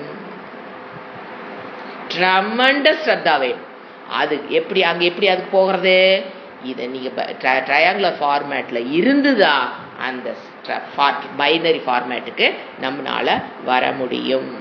அங்க வந்துட்டா pain will be there. Pain இல்லைன்னா சொல்லலீங்க, ஐ டிரான்சென்ட் த பெயின். அது எப்படிங்க பாருங்க, அப்பதானே தெரியும். ஐ டிரான்சென்ட் த பெயின்ங்கிறத எப்படிங்க நான் புரிஞ்சுக்கிறது, அங்க தானா நீங்க புரிஞ்சுக்கீங்க. Pain will be there, I transcend, நான் அந்த பெயினை கடந்தவளாக இருக்கிறேன். அப்போ அகம் சத்தியம், மற்றதெல்லாம் மித்தியா. ஆல் தி சிச்சுவேஷன்ஸ் ஆர் மித்தியா. whenever இதுல நீங்க வரணும், whenever வேண்டாம், எப்ப நீங்க இதுக்குள்ள வர முடியும் அப்படின்னா பைனரி ஃபார்மேட் என்ன பண்ணிருக்கணும், வரணும்னா ட்ரையாங்குலர் கர்ம யோகத்தை முடிச்சவங்க. அப்ப மற்றவங்களாங்க they are on the way. நான் நின்று அந்த ஸ்டேஜுக்கு வரல அப்படிங்கும்போது நம்மளாம் என்ன ஆன் த வேன்னு புரிஞ்சுக்கணும். ஐயோ போக முடியல, ஆன் த வேன்னு என்ன அர்த்தம், practice practice practice. That's the end point. I will feel the pain but I transcend the pain. That is binary format. அப்போ எதுல ஸ்ரத்த அதிகமாயிருச்சு, டுவர்ட்ஸ் சாஸ்திரம், டுவர்ட்ஸ் டீச்சிங்ஸ் ஆஃப் சாஸ்திரம். அதுல ட்ரெமெண்டஸ் ஸ்ரத்தா வரும்போது இன்னும் நீங்க கர்மயோகத்தில் இருக்க வரைக்குமே ஸ்ரத்தா இஸ் நாட் எட் கம்ப்ளீட். அங்க பைனரி ஃபார்மேட்டுக்குள்ள வந்தீங்கன்னா தான், வந்துட்டேன் அப்படின்னா என்ன காமிக்குது, ட்ரெமெண்டஸ் ஸ்ரத்தா டுவர்ட்ஸ் சாஸ்திரம். இதுக்கு இந்த ஜென்மத்துக்கு இந்த ஸ்டேஜுக்கு எல்லாரும் வந்தாகணும். வெதர் இன் திஸ் ஜென்மா or in next Janma, one day or other you have to come to a binary format. அதற்குண்டான முயற்சி தான் வகுப்புகள். வேதாந்த வகுப்புகள் எங்க நம்மளை கூட்டிட்டு போகும், பைனரி ஃபார்மேட். கூட்டிட்டு போயிருமா, டவுட். அது கூட்டிட்டு போகாது. அந்த மனம் நம்மை கூட்டிட்டு போகாது. என்ன சொல்லும் போது என்ன தோணும், கூட்டிட்டு போயிருமா, நான் போயிடுவேனா அப்படின்னு உங்களுக்குள்ள ஒரு டவுட் வந்துன்னு வச்சுக்கோங்க, ஸ்ரத்தையிலின்னு அர்த்தம். போயிடுவேன், one day or other I will be there அப்படிங்கிற ஒரு உறுதி யாருக்குள்ள ஏற்படுதோ definitely they will be in binary format in this ஜென்மா இட்செல்ஃப். இதெல்லாம் எப்படிங்க ப்ரூஃப்? நமக்கு முன்னால் வாழ்ந்து காமிக்கிறவங்க தான் ப்ரூஃப், பைனரி ஃபார்மேட்டுக்கு வந்தவங்க தான் ப்ரூஃப். புரியுங்களா? சாஸ்திரம் படிச்சு இதுக்குள்ள போனவங்க தான் இதுக்கு என்னது ப்ரூஃப் எடுத்துக்க முடியும். நீங்க they are in binary format. என்ன பிரச்சனை வந்தாலும் அப்படி அசையாம நிக்கிறாங்களே, எப்படி நாட் ரன்னிங் பிகாஸ் பகவானுக்கு பின்னால ஓடுறதுங்கிறது ஒரு stage that is very much needed. பக்தி place very important role in Vedanta, இல்லைன்னு சொல்லல. பட் அதை கடந்து வர்றதுங்கிறது என்னன்னு விஷயம் பத்தி புரிஞ்சுக்குங்க. அது தானாக ஒரு நாள் நடைபெறும். அது யாருக்கு மட்டும்தான் தெரியும்? குருவுக்கோ சாஸ்திரத்துக்கோ நான் ட்ரையாங்குலர்ல இருந்து பைனரி வந்துட்டேன்னு யாருக்கும் தெரியாது. எனக்கு நல்லா தெரியும். கோயம்புத்தூர் வந்துட்டுனா இல்லையானே எனக்கு தெரியும். புரிஞ்சுக்கலாம்? ஓகே. ஜாயசி. இப்போ ஃபர்ஸ்ட் மந்திரம், ஸ்லோகம். இங்க என்ன சொல்றாரு? அர்ஜுனன் கேள்வி. இப்ப அர்ஜுன கேள்வி கேட்கறான் அப்படின்னா முதல்ல அவனை பத்தின புரிஞ்சுக்கணும். அர்ஜுனனுக்கு ஒண்ணு நல்லா புரியல. எது புரியல? இந்த கேள்வி கேட்கறான்னா ஏதோ புரியாம தாங்க கேட்கறான். என்ன புரியாம இந்த கேள்வியை கேட்கறான்? பர்ஃபெக்ட் டீச்சிங் பகவான் முடிச்சிட்டாரு, ஆனா டவுட் வருது அவனுக்கு. எதுல டவுட்? சும்மா ஜென்ரலா டவுட். எதுல டவுட்? கர்மயோகத்தினுடைய பலன் என்ன, ஞான யோகத்தினுடைய பலன் என்ன அப்படிங்கறதுல அவனுக்கு டவுட்டு. எந்த விஷயத்துல அவனுக்கு டவுட்டு? ஹி ஹாஸ் டு இன்னும் கொஞ்சம் புரிந்து கொள்ள வேண்டிய ஏரியா எது? கர்மயோகத்தினுடைய பலன் என்ன, ஞான யோகத்தினுடைய பலன் என்ன. ஏன் கர்மயோகத்தினுடைய பலன் நமக்கு நல்லா தெளிவாய்க்கணும். சித்த சுத்தி, நாட் மோக்ஷம். கர்மயோகத்தினுடைய பலன் நாட் மோக்ஷம், சித்த சுத்தி. ஞான யோகத்தின், அதாவது நீங்க வேர்டு ஈஸியா புரியிருக்கத்தான் நான் ட்ரையாங்குலர் ஃபார்மேட் பைனரி ஃபார்மேட் சொன்னேன். ட்ரையாங்குலர் ஃபார்மேட்ல இருந்தோம்னா என்ன கிடைக்கும்? சித்த சுத்தி. பைனரி ஃபார்மேட்டுக்கு வந்துட்டோம்னா மோக்ஷம். அதுதான் மோக்ஷம். சரிங்களா? அந்த ஏரியால அர்ஜுனனுக்கு என்னது? டவுட். அப்ப அதனால இந்த கேள்வி வருதுன்னு முதல்ல புரிஞ்சுக்கணும். இப்ப கேள்வி புரியும் பாருங்க. அர்ஜுன உவாச்ச, ஏ ஜனார்த்தனா கூப்பிடுறாரு. கர்மணக புத்திகி, கர்மத்தை பாட்டிலும் ஞானமானது சிரேஷ்டம். ஜாயசினா சிரேஷ்டம். நீங்க என்ன சொன்னீங்க? கர்மத்தை காட்டிலும் ஞானம் மேலானது. கம்பேரிட்டிவ்லி கர்மத்தை காட்டிலும் ஞானம் மேலானது. தே மதா சேத், அதுக்கு உனக்கு சம்மதமானால், நீ சொல்றது அப்படித்தான்னா அப்பொழுது தத்து ஏ கேசவ, முதல்ல ஜனார்த்தன, இப்ப என்ன சொல்றான்? ஏ கேசவ, எந்த காரணத்தினால் கிம் கோர பயங்கரமான மற்றவர்களை கொள்கிற கோரமான கர்மத்தை கர்மணி மாம் நியோஜயசி, என்னை ஏன் பிரவர்த்திக்கிறாய்? கர்மம் செய்ய சொல்லி என்னை ஏன் ஃபோர்ஸ் பண்ற? கர்மத்தை காட்டிலும் ஞானம்தான் சிறந்ததுன்னு சொல்லிட்டேன். அப்போ எனக்கு ஞானத்தை சொல்ல வேண்டியதுதானே? அதானே சிறந்தது. நான் தான் நல்ல ஸ்டூடெண்ட் தானே, உன்னோட ஃப்ரெண்டு தானே, எனக்கு நல்லதுதான் நீ சொல்லணும். ரெண்டுல யாரு? கர்மத்துல ஞானத்துல ஞானம் தானே சிறந்ததுன்னு சொல்ற. அப்புறம் ஏன் ஞானத்தை சொல்லாம எனக்கு கர்மத்தை செய்யுங்கிற? அப்ப என்ன புரியல அவனுக்கு? கர்மயோகத்தினுடைய பலன் என்ன, ஞான யோகத்தினுடைய பலன் என்னன்னு அவனுக்கு இன்னும் புரியல. நான் இன்னும் குவாலிஃபை ஆகலின்னு புரியல. இது எல்லா ஸ்டூடெண்டோட நிலைமைங்க, நாட் ஒன்லி அர்ஜுனா. எல்லா ஸ்டூடெண்ட்டுக்கு என்ன இருக்கும்? நான் இன்னும் குவாலிஃபை ஆகலின்னே தெரிஞ்சிருக்காது. நான் தான் 2 டிகிரி படிச்சிட்டேனே, நான் தான் 3 டிகிரி படிச்சிட்டேனே, நான் குவாலிஃபைடு. மற்றவங்க எல்லாத்தோட நல்லா புரிஞ்சுக்கும். எனக்கு இன்டெலிஜென்ட் ஐக்யூ வேற எனக்கு அதிகம், அதனாலதான் நான் டிகிரி எல்லாம் முடிச்சேன். ஐக்யூ கம்மியா இருக்கனால தான் படிக்க முடியாம 10th ஃபெயில் ஆயிருக்காங்க. நான் ஐக்யூ அதிகம். இது ஒரு தப்பான இன்ட்யூஷனை உண்டு பண்ணி வச்சிருக்கோம். அதைத்தான் அர்ஜுனன் நான் தான் பெஸ்ட், துரோணாச்சாரியன் நான் தானே பெஸ்ட் ஸ்டூடெண்ட், என்னை யார்ட்ட யாராவது அவனுக்குலாம் தான் இருந்திருக்கும். என்னை யார்ட்ட யாராவது பெஸ்ட் ஸ்டூடெண்ட் நான் தான், கோல்டு வின்னர், என்ன சொல்றது, மெடல் வின்னர், கோல்டு மெடல் வின்னர்னு கேட்டா நீங்க அந்த 10 பேர் துரியோதனன் அந்த 100 பேரு இப்ப 5 பேர்த்து சேர்த்தீங்கன்னா கோல்டு மெடல் கொடுக்கக்கூடிய ஒரே ஆளு யாரு? துரோணாச்சாரி கொடுத்தாருன்னா அர்ஜுனுக்கு தான் கொடுப்பாரு. அந்த அளவுக்கு நம்பர் 1 ஸ்டூடெண்ட். ஸோ ஆட்டோமேட்டிக்கா அவனுக்கு என்ன வந்துருச்சு? நான் தான் குவாலிஃபைட் தானே. ஏன் நீ ஞானம் கொடுக்காம, ஞானத்தை பத்தி பேசாம இறைவன் என்ன சொல்றாரு? நீ கர்மத்தை செய். அது என்ன கர்மம்? சாதாரண கர்மமா? ஒரு ஸ்வீட் செஞ்சு சாப்பிட்றது கர்மத்தை எத்தனையோ இருக்கு இல்லைங்களா? ஒரு ஸ்வீட் செஞ்சு சாப்பிட்ற கர்மமா? இல்ல ஒரு 10 குழந்தைகளை பார்த்துக்குங்கிற கர்மமா, இல்ல ஒரு வேலைக்கு போய் பணம் சம்பாதிக்கிற கர்மமா? கோர கர்மம். மற்ற உயிர்களை கொல்லுகிற கர்மத்தை என்னை செய்ய சொல்றியே அப்படின்னு அவன் தன்னுடைய டவுட்டை கேட்கறான். இந்த டவுட் ஏன் வந்தது அது விளக்க சொல்ற. ஜாயசி ஃபர்ஸ்ட் வேர்டு ஜாயசி எடுத்து பாஷ்யம் எழுதுறார். ஜாயசி அப்படின்னா சிறந்தது, பெஸ்ட், சிரேஷ்டம். எது? ஞானம் சிரேஷ்டம். ஃபர்ஸ்ட் பாஷ்யம். ஹே ஜனார்தன, கர்மத்தை ஆபேட்சித்து ஞானம் மேன்மையானது என்றால், அதாவது from the standpoint of karma ஞானம் is the best. From the standpoint ஆபேக்ஷன் என்ன? சகாஷாத்துன்னு சொல்லுவோம். சகாஷாத்துனா from the standpoint of கர்மாவை பார்க்கும்போது ஞானம் என்னது? பெஸ்ட். அப்போ ஹே ஜனார்த்தனா, கர்மத்தினுடைய ஸ்டாண்ட் பாயிண்ட் நின்று பார்க்கும்போது ஞானம் மேன்மையானதுன்னா என்ன ஏன் ஹிம்சை செய்கிற? சாதாரண கர்மம் இருந்தா செஞ்சிருவாரு. கிருஷ்ணா நீ போய் அதை எடுத்துட்டு வான்னு சொல்லு, நான் எடுத்துட்டு வரேன். அங்க போன்னு சொல்லு, நான் போறேன். வேற ஏதாவது செய்ய சொல்லு, நான் செய்யறேன். ஆனா இந்த கோரமான உயிர்களை கொல்லுகிற இவ்வளவு ஒரு கோரமான கர்மத்தை என்னைய செய்யின்னு சொல்ற. இப்போ அவனுக்கு பாத்தீங்கன்னா கோர கர்மம்ங்கிறது கஷ்டங்கிறது நமக்கு புரிஞ்சிருது. அவங்கவுங்க வாழ்க்கையில அவங்கவுங்க சொதர்மம் அவங்கவுங்களுக்கு எப்படித்தான் இருக்கும்? கஷ்டமாக பல சமயத்துல நம்ம ஃபீல் பண்ணுவோம். ரொம்ப ஸ்வதர்மம் எப்படித்தான் இருக்கும்? கஷ்டமாகத்தான் இருக்கும். அவங்கவுங்களுக்கு அவங்கவுங்க நீங்க மற்றவங்களை பார்த்தீங்கன்னா அப்ப அவங்களுக்கெல்லாம் ஈஸிப்பா அப்படி தோணும். மாத்திக்குங்க. அதாவது கரெக்ட் ஸ்டாண்ட் பாயிண்ட்ல, அதாவது நம்ம எப்படி என்ன சொல்ல வரேன்னா, இப்ப நீங்க இங்க இருக்கீங்க, உங்க ஒரு இன்ஃப்ராஸ்ட்ரக்சர்ல நீங்க இருக்கீங்க, ஒரு ஃபேமிலி செட்டப்ல நீங்க இருக்கீங்க. உங்களுக்கு சில ரெஸ்பான்சிபிலிட்டிஸ் இருக்கு. ஆச்சா, நீங்க இன்னொருத்தரை பாக்குறீங்க. அவங்களுடைய ஸ்டாண்ட் பாயிண்ட் ரெஸ்பான்சிபிலிட்டி உங்களுடைய ஸ்டாண்ட் பாயிண்ட் இருந்து அவங்கள பாக்குறீங்க. அதுதான் உண்மை. உண்மையை நீங்க பாக்குறது இல்ல, உங்களுடைய ஸ்டாண்ட் பாயிண்ட்ல இருந்து அவங்கள பாக்குறீங்க. எப்பவுமே என்ன சொல்லுவேன், யாரை நீங்க ஜட்ஜ்மெண்ட் போட்டாலும் அவங்கள பத்தி உண்மையான ஜட்ஜ்மெண்ட் நீங்க போட முடியாது. ஏன்னா அவங்க யாருன்னு நீங்க ஒரு கோணத்தில் இருந்து பார்த்துதான் நீங்க அவங்கள ஜட்ஜ்மெண்டே போட முடியும் எப்பவுமே. ஸோ அதனாலதான் ஜட்ஜ்மெண்டே போடாதீங்கிறது. ஏன்னா ஒரு கோணத்துல நீங்க போட்டிருக்கீங்க, இன்னொரு கோணத்துல இருந்து பாத்தீங்கன்னா அது வேற மாதிரி இருக்கு அவங்க ஜட்ஜ்மெண்ட்.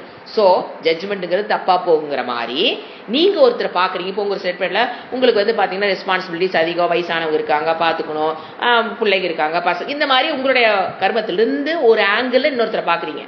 அங்க உங்களுடைய ஆங்கிள் அவங்க எப்படி தெரிவாங்க தெரியுங்களா? என்னமோ ரொம்ப ஃப்ரீயா இருக்க மாதிரி, எல்லாம் ரெஸ்பான்சிபிலிட்டி எல்லாம் கம்மியா இருக்கிற மாதிரி. கம்பேரிட்டிவ் உங்களுடைய ஸ்டாண்ட் பாயிண்ட் நின்று பார்க்கும்போது தான், நான் திருப்பி திருப்பி சொல்றேன், உங்களுடைய ஸ்டாண்ட் பாயிண்ட்ல உங்களுடைய ஆங்கிள் நின்று பார்க்கும்போது அவங்க எப்படி தெரியும்? உங்களுக்கு ரொம்ப ஃப்ரீயா இருக்கிற மாதிரி தோணும். நானும் நல்லா சிந்திச்சு பார்த்துட்டேங்க, அவங்க ரொம்ப ஃப்ரீ. உண்மையில அவங்க ஃப்ரீ. கம்பேரிட்டிவ் என்னை விட அவங்க ஃப்ரீ. அவங்களாட்டு நான் இருந்தேன்னு வச்சுக்கோங்களேன், நான் வேதாந்தத்துல நம்பர் 1 கோல்டு மெடல் வாங்கிடுவேன். உடனே அப்படி உங்க அகங்காரம் அப்படி உங்களை தள்ளும் பாருங்க. தவறு. நீங்க ஒருத்தரை நீங்க ஜட்ஜ்மெண்ட் பண்றீங்க அப்படின்னா முதல்ல ஒன்னு யோசனை பண்ணிக்கீங்க, உங்களுடைய ஆங்கிள் அப்படி தெரியுதுன்னு வச்சுக்கோங்க. It is not fact. It is not at all a fact. Never can be a fact. நீங்க ஒருத்தரை ஜட்ஜ் பண்றீங்கன்னா கண்டிப்பா அது 100% உண்மை அல்ல, பொய். ஸோ யாரையும் ஜட்ஜ் பண்ணாதீங்க. ஏன்னா உங்களுக்கு தெரிஞ்சிருக்கும், இந்த நிறைய தடவை நான் சொல்லியிருக்கேன், நீங்க ஒருத்தரை ஜட்ஜ் பண்றீங்கன்னா உங்களுடைய ஆங்கிள் தான் நீங்க ஜட்ஜ் பண்ண முடியும். உண்மையான அவங்க தான் அவங்க நிலைமை என்னன்னா அவங்களுக்கு தான் தெரியும், உங்களுக்கு தெரியாது. ஆனா என்ன சொல்லுவாங்க, எனக்கு நான் விசாரிச்சுட்டேன், அவங்க நல்ல ஃப்ரீப்பா, அவங்களாட்டு நான் இருந்தேன்னா வேதாந்தத்தில் இன்னார்னால கோல்டு மெடல் வாங்கிட்டு ஞான நிஷ்டையை முடிச்சுட்டு இன்னார் நான் ரிஷிகேஷ்லேயே போய் ஐக்கியமா இருப்பேன். ஏதோ 2 வார்த்தை வரும் வாயில, எனக்கு பக்குக்கும். அதாவது பேசிக் கான்செப்ட். உங்களுடைய ஸ்டாண்ட் பாயிண்ட் இருந்து அப்படி தோணுதுன்னா கண்டிப்பா அது போய் உண்மை அல்ல. யாரை நீ ஜட்ஜ்மெண்ட் பண்ணாலும் அது இனிமேல் ஒன்று வச்சுக்குங்க. ஏன்னா நிறைய பேர் நான் டூர் அப்ப பார்த்தேன், ஒருத்தரை பத்தி ஜட்ஜ்மெண்ட் சொல்லிக்கிட்டே இருக்கீங்க. நான் போடுற ஒன்று நல்லா தெரிஞ்சுக்குங்க, நான் மற்றவங்களை பத்தி ஒரு ஜட்ஜ் பண்ணேன்னா கண்டிப்பாக அது பொய், உண்மையாக இருப்பதற்கு வாய்ப்பில்லை. ஏன்? நான் பார்க்கக்கூடிய ஆங்கிள் தான் என்னால் ஜட்ஜ்மெண்ட் பண்ண முடியுமே தவிர 100% அவங்கள என்னால் ஜட்ஜ்மெண்ட் பண்ண முடியாது. அவங்களுக்கு தான் அவங்கள பத்தி 100% தெரியுமே தவிர வெளியில் இருந்து நம்ம பார்க்கறவங்களுக்கு அவங்களுடைய ஃபுல் தெரியாது. Please don't judge anybody. நீங்க ஜட்ஜ்மெண்ட் பண்றது மட்டும் இல்லாம இன்னொரு தப்பும் பண்றீங்க. இது எப்படி நெருக்கமா நான் பார்த்தேன். இன்னொருத்தரை ஜட்ஜ்மெண்ட் பண்றது மட்டுமல்லாம அதை மத்தவங்கிட்ட ஷேர் பண்றீங்க பாருங்க. இது ரெண்டாவது blunder mistake. Second blunder mistake, it is a sin. உங்க அக்கவுண்ட்ல வருகிற பாப்பம். ஜட்ஜ்மெண்ட் பண்றதும் ஒரு பாப்பம். நீங்க ஜட்ஜ்மெண்ட் பண்ணி அதை மத்தவங்கிட்ட சொல்றீங்க பாருங்க, அவங்க அப்படி இப்படின்னு, ரெண்டாவது பாப்பம். எங்க வேதாந்தத்துல முன்னேறது? நாம இங்க பாப்ப க்ஷயமாகறதுக்கு இதை பண்ணு அதை பண்ணுன்னு நாம போராட, நீங்க இந்த மாதிரி உங்களை அறியாம பாப்பத்தை என்ன பண்ணி வச்சுக்கிட்டே இருக்கீங்க, சேர்த்திக்கிட்டே போறீங்கன்னா இம்பேலன்ஸ் ஆகி போயிரும். Please don't do that mistake.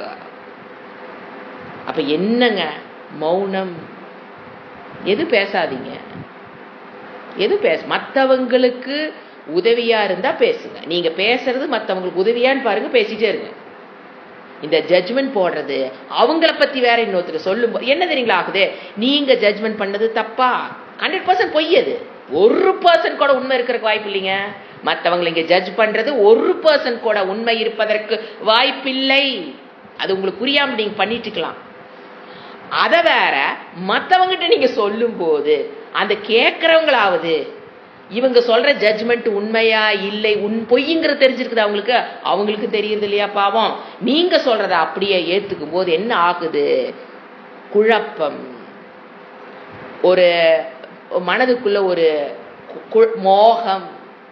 அப்ப என்ன ஆகுது, அந்த மோகத்தை நீங்க என்ன பண்றீங்க, அப்படியே ஸ்ப்ரெட்டிங் த மோகம் to the people around you. இது நீங்க குழந்தை வளர்ப்புலையும் நீங்க யோஸ் பண்ணி பாருங்க. நம்ம குழந்தைங்க அவங்களா உலகத்தை பார்த்து ஜட்ஜ்மெண்ட் போட்டு அவங்க புரிஞ்சுக்கணும். நான் நல்லா வளர்த்துறேன், எல்லாமே சொல்லி கொடுத்து வளர்த்துறேன்னு சொல்றாங்க பாருங்க. அந்த பேரண்ட் பண்ற தப்பாட்டு இந்த உலகத்துல யாருமே பண்றது கிடையாது. ஏன்னா தான் ஒரு ஆங்கிள பார்த்துருப்பாங்க, நங்கையாவையோ மாமியாவையோ இல்ல இன்லாஸையோ ஒரு ஃப்ரெண்ட்ஸையோ, உடனே அதை குழந்தைகிட்ட சொல்றது. நீங்க போட்ட ஜட்ஜ்மெண்ட் என்னது, முதல்ல ஒரு புரியணும். நான் யாரை பத்தி ஜட்ஜ்மெண்ட் போட்டாலும் அது பொய். இதை நல்லா இன்னைக்கு தாட் ஆஃப் த டே வச்சுக்கோங்க. யாரை பத்தி நீங்க ஜட்ஜ்மெண்ட் போட்டாலும் அது 100% பொய். 1% கூட உண்மையா இருக்கிறதுக்கு வாய்ப்பில்லை. தயவு செஞ்சு, ஏன்னா வேதாந்தங்கிறது பிராக்டிக்கலா இந்த இடத்துல யூஸ் ஆகணுங்க. அதுக்கு தான் படிக்கிறது. மற்றவங்களை பத்தி ஜட்ஜ்மெண்ட் போட்டீங்கன்னா கண்டிப்பா கிரிட்டிசைஸ், அதை வச்சு அது ஜட்ஜ்மெண்ட் போடுறது ஒரு தப்பு, அது பொய். அந்த பொய்யை வேற 4 பேர்த்துக்கு சொல்றீங்க பாத்தீங்களா, அது அதை விட பெரிய பாப்பம். Please don't do that mistake. சில பேர் இப்படி சொன்னீங்கன்னா அப்புறம் என்னத்தீங்க பேசுறதுன்னு வேற திருப்பி கேட்கறாங்க. இதை நம்ம சொன்னோம்னா அப்புறம் என்னத்தை தான் நாங்க பேசிக்கிறோம். எங்க பேசுறதுக்கு சப்ஜெக்டாங்க இல்ல, பேசித்தான் ஆகணுமா? முதல் கேள்வி, பேசித்தான் ஆகணுமா என்ன? வாயின்னு இருந்தா என்ன பேசிட்டே இருக்கணுமா என்ன? கூட 2 பேர் இருந்தா பேசிட்டே இருக்கணுமா என்ன? என்ன நோஷன்? பேசிட்டே தான் இருக்கணும். அது பிரயோசனமா இல்லையாங்கிறத எப்படி ஈஸியா பண்ணா, நான் பேசுறேன் அப்படின்னா அதுல 4 பேத்துக்கு பயனாகிறாங்கன்னா நீங்க பேசலாம். அந்த சப்ஜெக்ட் கண்டிப்பா பேசலாம். இப்ப நம்ம ஒரு எடுத்திருக்கோம், ஒரு ஸ்கூல்ல கொண்டே பகவத்கீதை கொண்டே சேர்த்தணும், அது விஷயமா பேசுங்களேன். யாரும் வேண்டானா, ஏங்க நான் அவங்கள போய் பார்த்தேன், இவங்களை போய் பார்த்தேன், இவங்களை கெஞ்சினேன், அவங்களை கெஞ்சினேன், அப்பாயின்மெண்ட் வாங்கினேன், அதை பத்தி பேசுங்க. அதுதான் அது பேசுறதுக்கு தான் இறைவன் வாய் கொடுத்திருக்காரு. மற்றவங்களுக்கு உதவி செய்வதற்கும் இந்த நாக்கு வழிய உணவை தள்ளுவதற்கும் தான் இறைவன் வாயை கொடுத்திருக்காரு, தவிர மற்றவங்களை ஜட்ஜ்மெண்ட் போடுறதுக்கு இந்த நாக்கை இறைவன் கொடுக்கவில்லை. Please don't do that sin. என்னை கேட்டா 200% சின். ஏன்னா நாம பாக்குறதே 1% தான், அதுல வேற இன்னொருத்தர் போய் சொல்றீங்க பாருங்க. Please don't do that mistake. உடனே 3 பேர் கூட்டிங்கன்னா அதைத்தான் பேசுறீங்க. அது தயவு செஞ்சு பண்ணாதீங்க. அப்புறம் ஒரு இன்சிடென்ட்ல நான் பாதிக்கப்பட்டுட்டேன் அப்படின்னா அந்த ஆங்கிள் என்ன இன்னும் உங்களோட ஆங்கிள் நின்று பாக்குறத மற்றவங்ககிட்ட ஷேர் பண்றது, இது மேல இந்த தப்பையெல்லாம் பண்ணாதீங்க. ஏன்னா நீங்க ஜட்ஜ்மெண்ட் போட்டீங்கிறதுனாலயே அது என்னது தப்பு. என்ன வச்சுக்கோங்க, நான் ஜட்ஜ்மெண்ட் போட்டதுனாலயே அது என்னது தப்பு, பொய். So don't judge anybody, don't criticise anybody.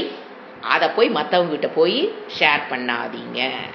ஏன்னா வேதாந்த படிக்கிறதுங்கிறது ஓரளவுக்கு வாழ்க்கைக்கு பயன்படுகிறதா சொன்னேன். அடுத்தது, ஹே ஜனார்த்தனா, கர்மத்தை ஆபேட்சித்து ஞான மேன்மையானது எனில் என்னை ஏன் இந்த ஹிம்சை கோரமான கர்மத்தை செய்ய சொல்ற அப்படின்னு கேட்கிறான். அடுத்த பாஷ்யம் 231. ஞான கர்ம சமுச்சயமே. சப்போஸ் பகவானுடைய அபிப்பிராயம் டீச்சிங் வச்சுக்கலாம். ஞான கர்ம சமசமுச்சயம் ஆட் பண்ணிக்கணும். ஞான கர்ம சமசமுச்சயம் தான் இறைவனுடைய டீச்சிங்னு என்றால் ரெண்டையும் ஒருத்த ஃபாலோ பண்ணணும். சாய்ஸ்லெஸ் சாய்ஸ் ரெண்டுமே. அப்படின்னா ஸ்ரேயஸை அடைவதற்கு வேண்டிய ஒரு சாதனத்தை கூறுங்கள், ரெண்டுல எது பெஸ்ட்னு அர்ஜுனன் வாய் கேட்டிருக்காது. ரெண்டும் ஈக்குவலி இம்பார்ட்டன்ட்னா அதுதான் பகவானுடைய டீச்சிங்னா அர்ஜுனன் என்ன கேட்டிருக்க மாட்டான், ரெண்டுல எது பெஸ்ட் அப்படிங்கிற. இப்போ ஒரு காய்ச்சல் வருது, நீங்க டாக்டர்கிட்ட போறீங்க, டாக்டர் 2 டேப்லெட் எழுதி தராரு. 2 சாப்பிட்டீங்கன்னா ஃபீவர் சரியா போயிடும் அப்படின்னு அவர் சொல்றாரு. என்னைக்காச்சும் அவர்கிட்ட போய் 2ல எது பெஸ்ட் நம்ம கேட்போமா? என்னைக்காவது நம்ம கேட்டிருக்கோமா? That's the reason. அதே தான் இங்க சொல்றோம். ரெண்டுமே ஞானத்துக்கு மோட்சத்துக்கு ஞானம் கர்ம ரெண்டுமே அவசியம்னா டாக்டர்கிட்ட என்ன கேட்க மாட்டார், 2 மருந்து சாப்பிட்டா தான் காய்ச்சல் சரியாகும். அது பார்த்தீங்கன்னா 1 ஆன்டிபயோட்டிக் கொடுப்பாரு, 1 டோலப்பர் கொடுக்குறாரு வச்சுக்க. ரெண்டுமே என்ன அவசியம்? ஃபர்ஸ்ட் 2-3 நாளைக்கு அவசியம்னா நம்ம போய் டாக்டர் என்ன கேட்டதில்லை என்னைக்குமே. ஏங்க டாக்டர் 2 கொடுத்துருக்கீங்க, 2ல எது பெஸ்ட் கேட்க மாட்டோம். ஏன்? 2 இம்பார்ட்டன்ட். ஸோ அப்படி இவரோட டீச்சிங் ரெண்டுமே முக்கியம்னா அர்ஜுனன் என்ன கேட்டிருக்க மாட்டான், 2ல எது முக்கியங்கிற வார்த்தை அர்ஜுனோட வாயில வந்திருக்காது. லாஜிக் புரிஞ்சுக்கடாங்கிறாரு. அப்பப்ப பாஷ்யத்துல சங்கராச்சாரியர் இறக்கிட்டே தான் இருப்பாரு, புரிஞ்சுக்கடான்னு. சோ கர்மத்தை காட்டிலும் ஞானம் மேலானது. இந்த மாத்திரை விட இந்த மாத்திரை பெருசு சிறந்தது அதெல்லாம் கம்பேரிசனே கிடையாதுங்க. சமுச்சயம்டா 2 சமசமுச்சயம். 2 மாத்திரையும் அட் அ டைம் சாப்பிட்டு முழுங்கணும்னா அதுல போய் எது பெஸ்ட் கேள்வி வராது. கர்மத்தை காட்டிலும் ஞானம் மேலானது அப்படின்னு அர்ஜுனன் சொல்றான். நீங்க சொல்றீங்க கர்மத்தை காட்டிலும் ஞானம் மேலானதுன்னு சொல்றீங்கன்னு ஒரு வார்த்தை சொல்றான்னா, ரெண்டுமே சமமா சொல்லியிருந்தாருன்னா இந்த கேள்வி இந்த மனசுல அந்த அவனோட வாயில இது வந்திருக்காது. அர்ஜுனால் இந்த கேள்வியை கேட்டிருக்க முடியாது. ஞான கர்ம சமுச்சயத்தை தான் பகவான் டீச் பண்ணியிருந்தாருன்னா இந்த கேள்வி அர்ஜுனிடமிருந்து வந்திருக்காது. 2ல எது பெஸ்ட் அப்படிங்கிற கேள்வி வந்திருக்காது. இதை நீங்க இன்னும் கொஞ்சம் டெப்தா போனா, இது நான் சொல்ற ஏரியா புரியலாலும் பரவாயில்ல விட்டுருங்க. ஒரு சின்ன ஒரு சைடு நோட் மாதிரி. இப்போ ஒரு மிக்சர், எது ரெண்டும் ஞான கர்ம சமுச்சயத்துக்கு பேர் என்ன? மிக்சர்னு ஒரு வேர்டு. 2 கலந்த மிக்சர்னா என்னங்க? கொஞ்சம் பூந்தி, கொஞ்சம் கடலை, கொஞ்சம் இதெல்லாம் போட்டால் மிக்சர். 2-3 கலந்து அதுக்கு பேர் என்ன? மிக்சர். இப்போ இது 2 சேர்ந்ததுக்கு என்ன பேரு? மிக்சர்னு வச்சுக்கலாம். அந்த மிக்சர் தான் சாதனம் ஃபார் மோக்ஷம்.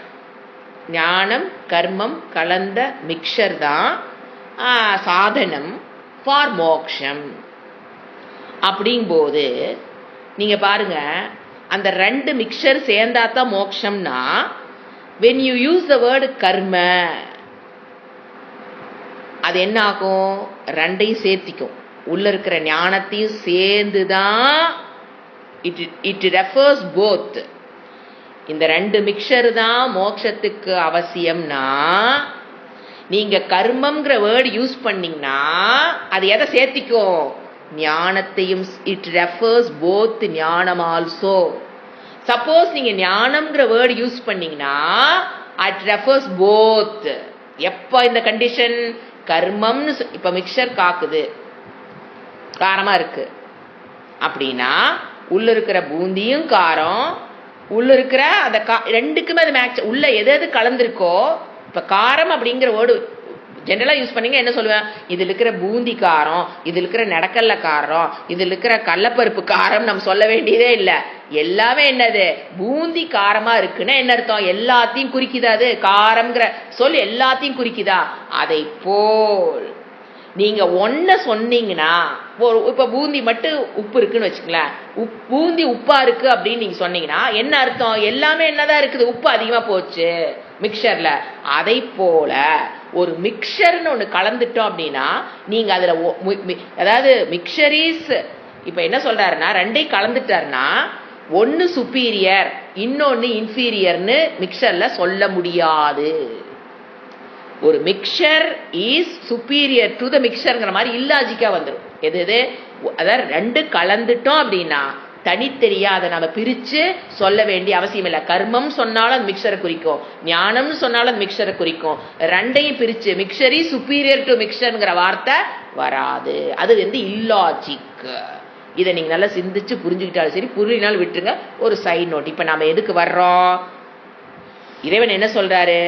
ஞான கர்ம சமுச்சியம் ரெண்டும் சேர்ந்து சமசமுச்சியம் தான் டீச்சிங்னா அர்ஜுனன் என்ன கேட்டுக்கு தேவையில்லை.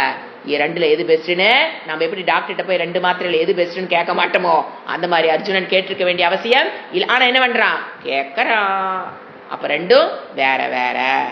அடுத்தது ஏனெனில், மூணாவது பாஷ்யம். ஏனெனில் சமுச்சியத்தின் கர்ம பலத்தை காட்டிலும் ஞானத்தினுடைய பலத்திற்கு மேன்மையும் காண முடியாது. ஏனெனில், ஏன் ரெண்டு கேள்வி? ரெண்டு சமுச்சயம் இருந்ததுன்னா ஞானமும் கர்மமும் ரெண்டு ஈக்குவலி இம்பார்ட்டன்ட் சமசமுச்சியமாக இருந்ததுன்னா கர்ம பலத்தை காட்டிலும் ஞானத்தினுடைய பலத்திற்கு மேன்மையை காண முடியும். அதைத்தான் சொன்னேன். ரெண்டும் ஒண்ணுன்னா ஒன்னை விட ஒண்ணு பெஸ்ட்னு அவரும் சொல்லியிருக்க முடியாது. ரெண்டும் தானா இதை விட இது பெஸ்ட்னு யார் சொல்லியிருக்க மாட்டா? இறைவன் சொல்லியிருக்க மாட்டாரு. ஆனா இறைவன் என்ன சொல்றாரு? கர்மத்தை விட ஞானம் பெருசுன்னு இறைவனோட ஸ்டாண்ட் பாயிண்ட். அர்ஜுனோட ஸ்டாண்ட் பாயிண்ட் நின்று பார்த்தாலும் அது இல்லாஜிக்கே. இறைவனோட ஸ்டாண்ட் பாயிண்ட், கிருஷ்ணனுடைய ஸ்டாண்ட் பாயிண்ட் நின்று பார்த்தாலும் அது இல்லாஜிக். ஏன்? ரெண்டும் ஒண்ணுன்னா கர்ம பலத்தை காட்டிலும் ஞான பலத்திற்கு மேன்மை சிறப்பு அதிகம்னு பகவான் சொல்லியிருக்க அர்ஜுனனும் கேட்டிருக்க மாட்டான். பகவானும் ரெண்டு கர்ம பலத்தை காட்டிலும் ஞானத்தினுடைய பலத்திற்கு மேன்மை அதிகம்னு ரெண்டு சமுச்சியமா இருந்ததுன்னா பகவானும் சொல்லி இருக்க மாட்டார். என்னன்னு சொல்லியிருக்க மாட்டாரு? கர்மத்தை காட்டிலும் ஞானம் மேலானதுன்னு பகவான் சொல்லி இருக்க மாட்டார். அப்ப பகவான் சொல்றாரு, என்ன சொல்லிட்டாரு? கர்மத்தை காட்டிலும் ஞானம் மேலானதுன்னு சொன்னதுனால அங்க என்ன கிடையாது? சமுச்சயம். Mixture is not possible. சமசமுச்சியம் இஸ் நாட் பாசிபிள். அடுத்தது அவ்வாறே, பேஜ் நம்பர் 232.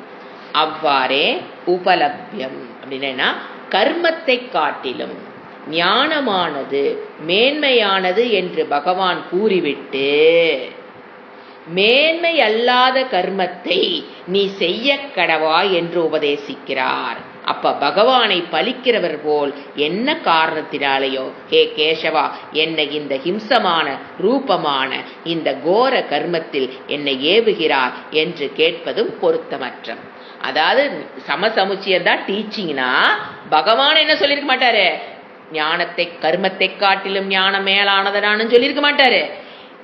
அர்ஜுனன் என்ன கேட்டிருக்க மாட்டான்? கர்மத்தை விட ஞானம்தான் மேலானதுன்னா எனக்கு ஏங்க ஞானத்தை கொடுக்காம கர்மத்தை செய்யணுங்கிறது கேள்வி அர்ஜுனிடமிருந்து வந்திருக்காது. எப்போ? இஃப் த சமசமுச்சியம் தான் டீச்சிங்னா இவரு சொன்ன டீச்சிங்கும் வந்திருக்காது, அவன் கேட்ட கேள்வியும் வந்திருக்காது. இஃப் ஞான கர்ம சமுச்சியம் தான் பகவான் என்ன சொல்லியிருக்க மாட்டாரு? கர்மத்தை விட ஞானம் சிறந்ததுன்னு சொல்லியிருக்க மாட்டாரு. அர்ஜுனனும் என்ன கேட்டிருக்க மாட்டான்? ஞானம்தான் சிறந்ததுன்னா என்னை ஏங்க கர்மத்தை செய்ய சொல்றீங்கன்னு கேட்டிருக்க மாட்டான். சோ இதெல்லாம் நடந்துருச்சுனால பகவான் என்ன டீச் பண்ணிட்டாரு? கர்மத்தை விட ஞானம் சிறந்ததுன்னு சொல்லிட்டாரு. அர்ஜுனன் என்ன கேட்டுட்டான்? கர்மத்தை விட ஞானம் சிறந்ததுன்னா என்னை ஏங்க ஞானத்துக்கு கூட்டிட்டு பார்க்காம கர்மத்தை செய்யுங்கன்னு சொல்லிட்டதுனால ஞான கர்ம சமசமுச்சியம் is not at all the teaching. அடுத்தது மேலும் இப்ப அடுத்து முதல்ல ஒரு நம்ம போகும்போது இது ஒண்ணு பார்த்து எழுதுங்களா? ஸ்ரௌத்த கர்மம், ஸ்மார்த்த கர்மம். அதை எடுத்து வச்சு பூர்வபசி கொஞ்ச நேரம் வாதத்தில் இழுத்து விட்டானா இல்லையா? ஏன் ஸ்ரௌத்துனா ஸ்ருதியில் சொல்லப்பட்ட கர்மம், ஸ்மார்த்தனா ஸ்மிருதியில் சொல்லப்பட்ட கர்மம். அப்ப கிரகஸ்தா என்ன பண்ணணும்? அவன் கிரகஸ்தாக்கள் ஸ்மார்த்த கர்மத்தையும் பண்ணணும், ஸ்ரௌத்த கர்மத்தையும் பண்ணணும். ஃபர்ஸ்ட் ஸ்ரௌத்த சொல்லணும். கிரகஸ்தாவா இருக்கிறவங்க ஸ்ரௌத்த கர்மத்தையும் பண்ணணும், ஸ்மார்த்த கர்மத்தையும் பண்ணினா தான் மோட்சம். ஆனா சன்னியாசிகளுக்கு என்ன? ஸ்ரௌத்த கர்மத்தை மட்டும் பண்ணா போதும், ஸ்மார்த்த கர்மங்கள் பண்ணலைங்கிறத ஒரு இடத்துல வாதத்தை இழுத்துட்டா பாத்தீங்களா? அதை வச்சு இங்க பதில் சொல்றாரு. மேலும் ஸ்மார்த்த கர்மத்துடன் ஞான சமுச்சியம் தான் பகவானால் எல்லாருக்கும் கூறப்பட்டது. அர்ஜுனனும் அதையே கிரகித்து கொண்டான். எனில் சப்போஸ் அப்படி நீ சொன்னீனா, கிரகஸ்தாவா இருக்கிறவன் நீ ஸ்ரௌத்த கர்மம் மட்டும் பண்ணா பத்தாது, யூ ஹாவ் டு ஆட் ஸ்மார்த்த கர்மம் அப்படின்னு இறைவனோட டீச்சிங்கா இருந்ததுன்னா, எதற்காக இந்த கோரமான கர்மத்தில் ஏவுகிறான் நம்ம இறைவன்? ஏன்னா அர்ஜுன் என்ன கேட்டிருக்க மாட்டான், என்னை ஏங்க இந்த கோரமான கர்மத்தில் என்னை ஈடுபடுத்துகிறார கேள்வியே வந்திருக்காது. எப்போ ஸ்ரௌத கர்மமும் ஸ்மார்த்த கர்மமும் கிரகஸ்தாவுக்கு அவசியம்ங்கிறது பகவானோட டீச்சிங்னா, அர்ஜுன் ஏங்க கேட்கறான், என்னை ஏன் இந்த கோரமான கர்மத்தை என்னை ஏன் ஈடுபடுத்திங்க அவன் கேட்டிருக்க மாட்டான். சோ அது அவை வச்ச வாதத்துக்கு இந்த இடத்துல அவர் பதில் சொல்றாரு.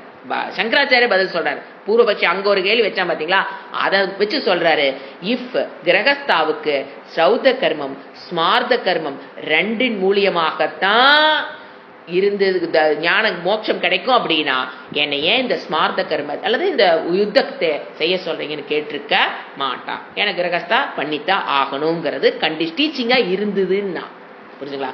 சோ அந்த அந்த ஒரு இடத்துக்காக இங்க நெகேட் பண்றாரு. அடுத்த ஸ்லோகம். வியாமிஸ்ரேனேவ வாக்கியேன புத்திம் மோகய சீவமே ததேக்கம் வத நிச்சித்ய ஏன ஸ்ரேயோகம் ஆப்னுயாம். எல்லா கன்க்ளூஷனுக்கு இங்கதான் முடிவு வருது.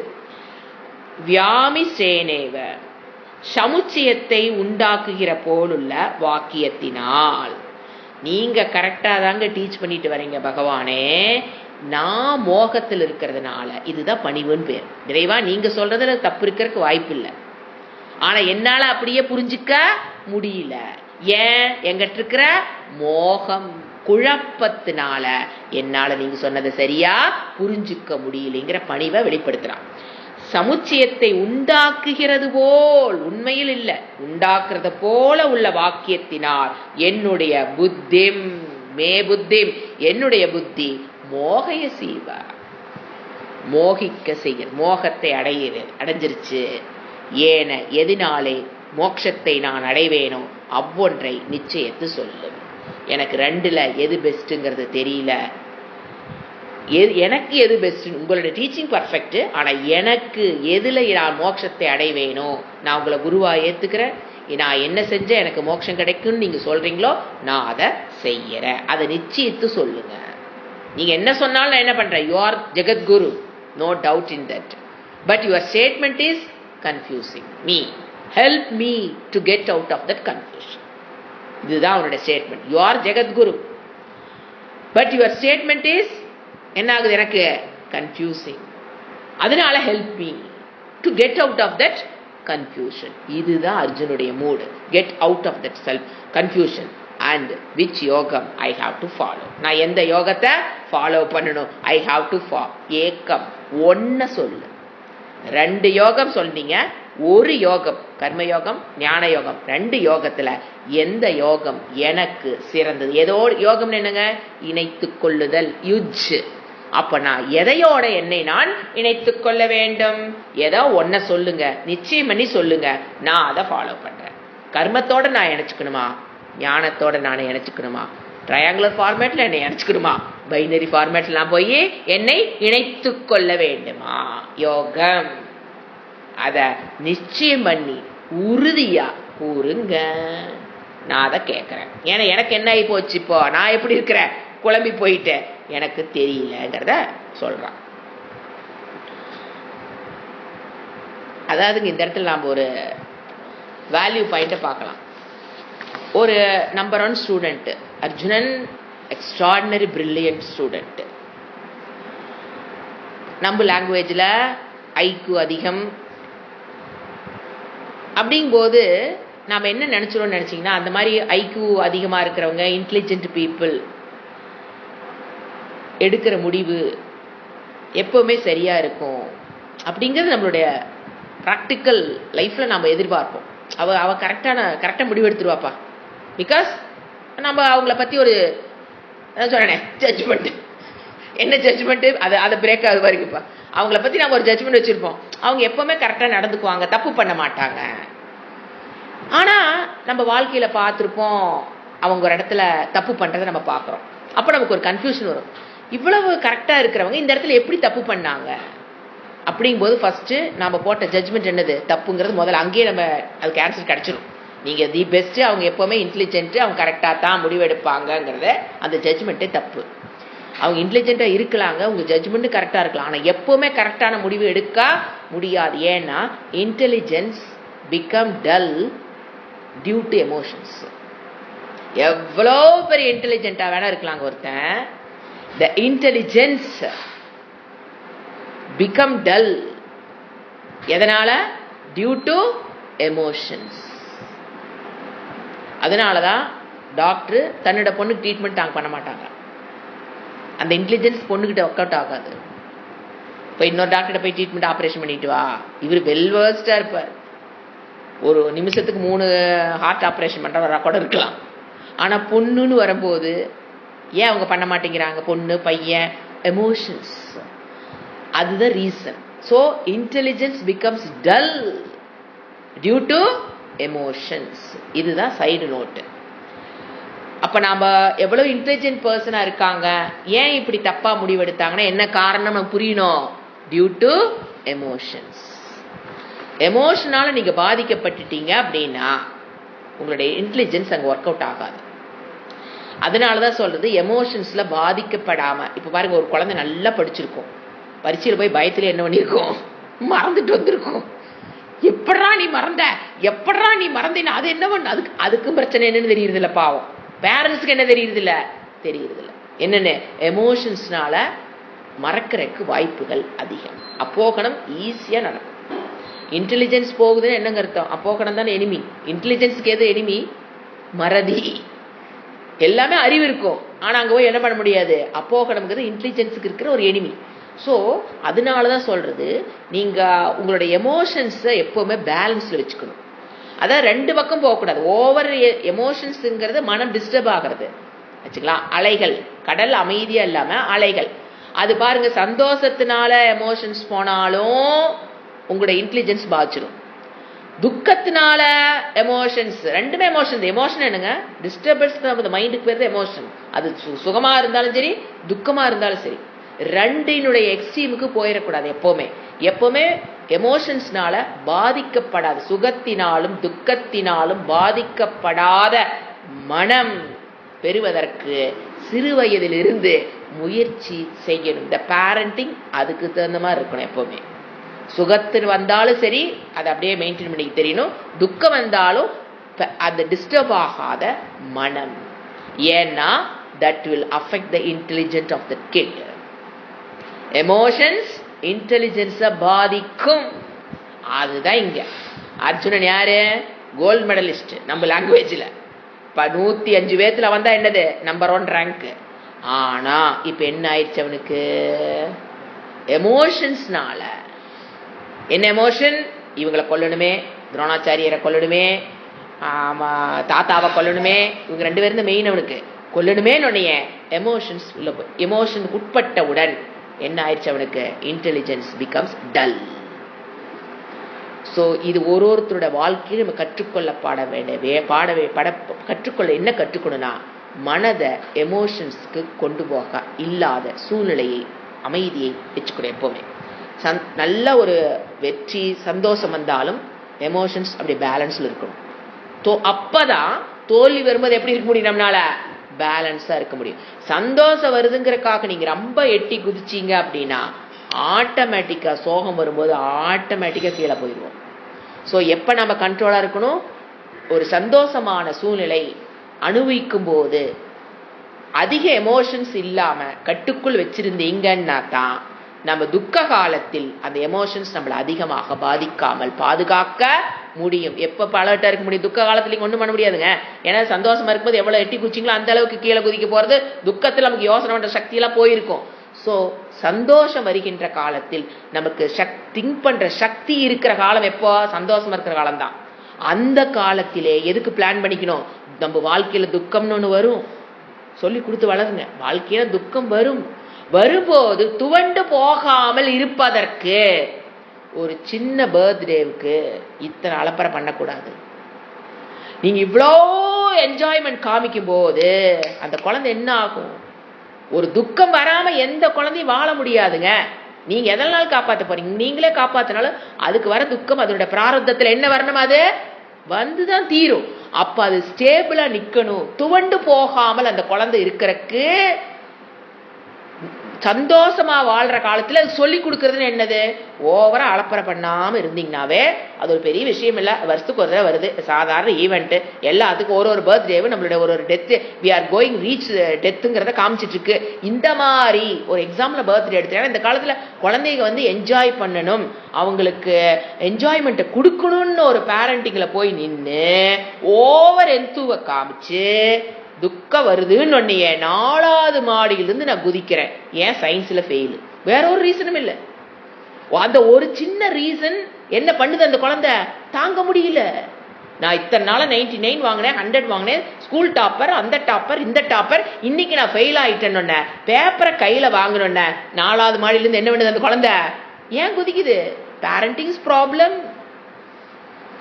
ஸோ பேரண்டிங்ல என்ன இந்த மாதிரி சூழ்நிலை வரும்போது, ஏன்னா அந்த டாப்பரா இருந்திருக்கலாங்க, அந்த கஷ்டமான சூழல். அந்த பொண்ணை பொறுத்த வரைக்கும் டாப்பரா இருந்துட்டு ஃபெயில் ஆகுறது என்னது, துக்கம், கஷ்டமான சூழ்நிலை. அதை துவண்டு போகாமல் எந்திரிச்சு நின்று ஃபைட் பண்ற புத்தியை தயவு செஞ்சு குழந்தைகளுக்கு வளர்த்துங்க. Because emotions makes intelligent dull. So எமோஷன்ஸை கட்டுக்குள்ள வச்சுக்கிறங்கிறது not only for Vedantic students, ordinary life நீங்க ஹாப்பியா வாழணும்னாவே எமோஷன்ஸ் எப்பவுமே கட்டுக்குள்ள வச்சுக்கணும். எப்ப கட்டுக்குள்ள, துக்கம் வரும்போது நீங்க கட்டுக்குள்ள வைக்க முடியாதுங்க. சந்தோஷம் வரும்போது என்ன பண்ணணும், இதுதான் சொல்லுவாங்க, அடக்கி வாசிக்கணும். ரொம்ப எந்துவா பண்ணக்கூடாது அந்த குழந்தைய, நம்மளும் ஆயிக்கூடாது. குழந்தை மட்டும் இல்லைங்க, நம்மளும் உள்ள என்ன பண்ணிக்கணும், எதுக்கு இவ்வளவு சாதாரண இதுக்கு போய் எதுக்கு இவ்வளவு நீ ஓவரா எதிர்பார்த்துட்டு இருக்கிற, ஒரு கல்யாண நாள் வருது, நான் 4 பேர் நம்மளை கூப்பிடணும், விஷ் பண்ணி, என்னென்னமோ கற்பனைகள் இந்த காலத்துல. அவங்க பண்ணிட்டா அவங்க குட், இவங்க விஷ் பண்ணலினா இவங்க பேடு. என்னது இப்படித்தான் போயிட்டு இருக்கு இந்த காலம். அவங்க கூப்பிட்டு விஷ் பண்ணிட்டாங்கன்னா பாரு அவங்க ஞாபகம் வச்சு விஷ் பண்ணிட்டாங்க. சாதாரண நாள், கல்யாண நாள், பர்த்டே எல்லாம் வெரி சாதாரண நாள். there is no need of so much of இதுக்கெல்லாம் ஒரு அந்த அன்னைக்கு ஒரு கோயிலுக்கு போறோம் வர்றோம், அதோட அமைதியை முடிச்சுக்கணும். இந்த மாதிரி சின்ன சின்ன விஷயங்களுக்கு பெருசா எமோஷன்ஸ் நாமளே வாலண்டியரா பட்டுக்கிறதுனாலதான் துக்கம் வரும்போது என்ன பண்ண முடியல, நம்மளால தாக்கு பிடிக்க முடியறதில்லை. ஓம் சாந்தி சாந்தி சாந்தி. ஹரிஹி ஓம் ஸ்ரீ குருப்யோ நமஹ. ஹரிஹி ஓம்.